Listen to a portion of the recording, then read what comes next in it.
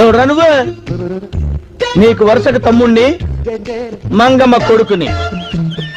ఓసే రావులమ్మ, ఇన్నాళ్ళు రక్తెనకాల పడింది ఈడే. నేను అనుకున్నాను చిత్త కొట్టావు. ఓసారి రారా.